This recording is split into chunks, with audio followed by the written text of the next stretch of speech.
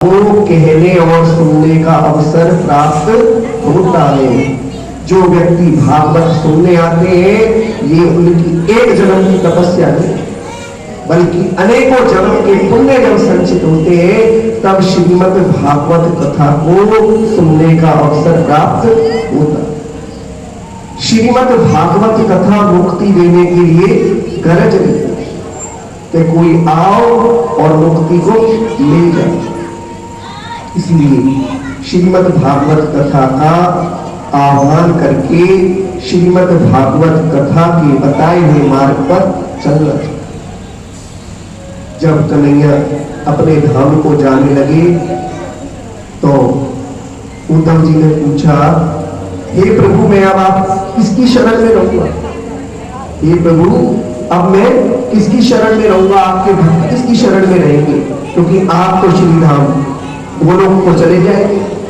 और कन्हैया ने सोचा बात तो बिल्कुल ठीक। और कन्हैया एक ज्योति के रूप में प्रकट हुए और श्रीमद् भागवत में लीन हो कि श्रीमद् भागवत कथा साक्षात मेरा ही रूप होगा। जो श्रीमद् भागवत कथा का आश्रय लेगा उसे मेरी ही कृपा प्राप्त होगी। इसलिए श्रीमद् भागवत कथा का जीवन में बहुत अधिक महत्व। और जब सुखदेव जी ने श्रीमद् भागवत कथा सुनानी प्रारंभ की तभी देवता अमृत का कलश लेकर आ गए और सुखदेव जी से क्या कहने लगे, सुखदेव जी आप परीक्षित को तो ये अमृत के कलश से अमृत पिला दो और हमें भागवत का प्रसाद दे दो। सुखदेव जी ने बहुत डांटा, अरे छलियाओ, अरे देवताओं तुम्हें देखते ही मैं समझ गया था कि तुम कितने स्वार्थी। क्यों?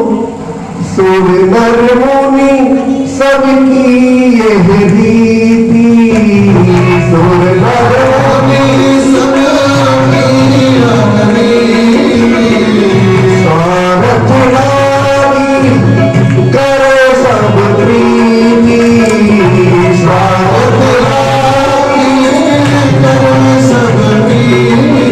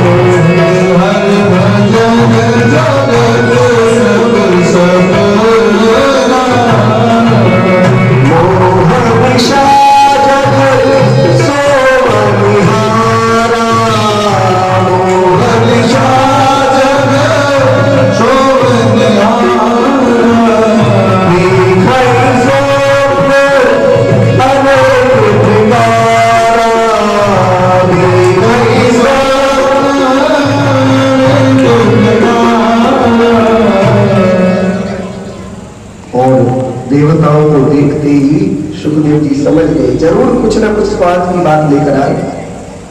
कोई प्रणाम तक न करता हो, राम राम भी न करता हो, एकदम आ जाए, माता जी कैसी हैं आप? बहुत दिनों से आपके दर्शन नहीं हुए, सोचा हाल चाल ले लूं आपसे। और जो प्रणाम तक नहीं। और माता जी ठीक है, घर में सब ठीक है। और मुद्दे की बात तब आई, बेटा सब ठीक है? हाँ माता जी जरा 2 लाख रुपए की जरूरत थी। तब पता चला माता जी को कि ये प्रेम भरी रस भरी बातें किस लिए हो रही थी। ये तो प्रेम की बात नहीं थी, ये तो लेने देने की बात। देवताओं की मानवों की यही रीति रहती है कि अधिकांश स्वार्थ से ही प्रीति करते, लेकिन निस्वार्थ कौन है? कन्हैया। कन्हैया को आपसे कुछ नहीं चाहिए, ना रुपया, ना पैसा, ना धन, ना दौलत। क्या चाहिए? एक सच्चा और सुंदर मन। कैसा मन? निर्मल मन जन सोहि पावा, निर्मल मन जन सोहि पावा, मोहि कपट छल छिद्र नमावा, मोहि कपट छल छिद्र नमावा।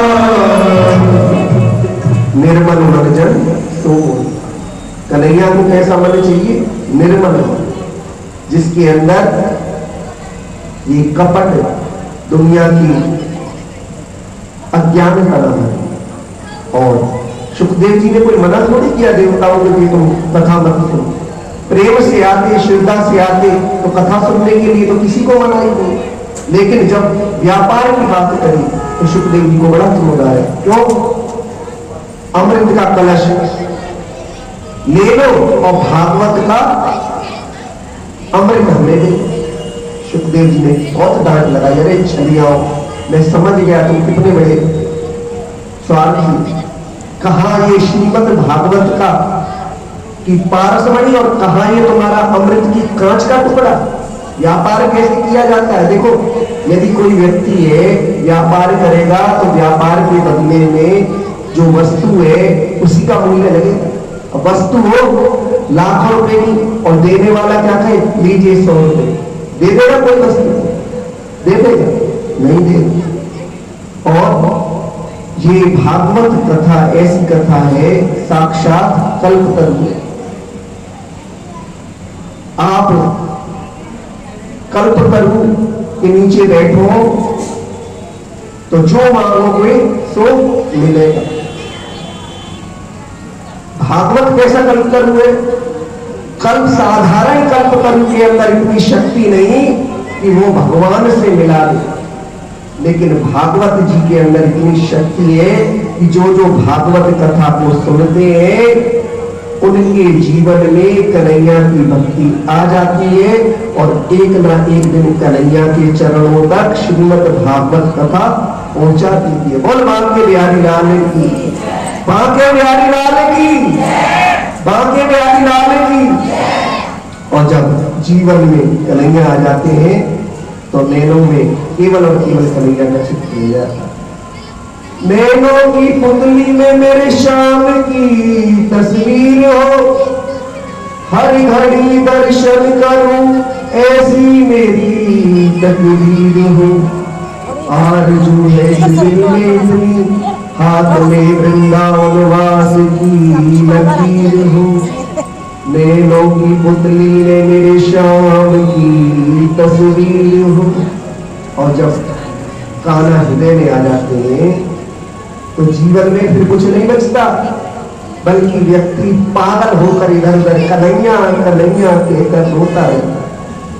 वृंदावन में हम रहते थे, ऐसे ऐसे भक्त अगर उनकी योग्यता को देख लिया जाए तो कोई साधारण व्यक्ति कह नहीं सकता ये इतने योग्य। एक प्रोफेसर साहिबा थे और मोर मुकुट लगाकर और पूरे वृंदावन में बंसी बजाती। अब वृंदावन में तो ऐसे पागल बहुत मिलते, ऐसे पागल बहुत मिलते हैं। हमने सोचा ऐसे भक्तों को एक दिन पूरे अखबार में छपा उनके बारे में कि ऐसे ऐसे इस यूनिवर्सिटी की प्रोफेसर साहिबा वृंदावन में कन्हैया की भक्ति ऐसी करती हैं, एक बंसी बजाती चौराहे पर।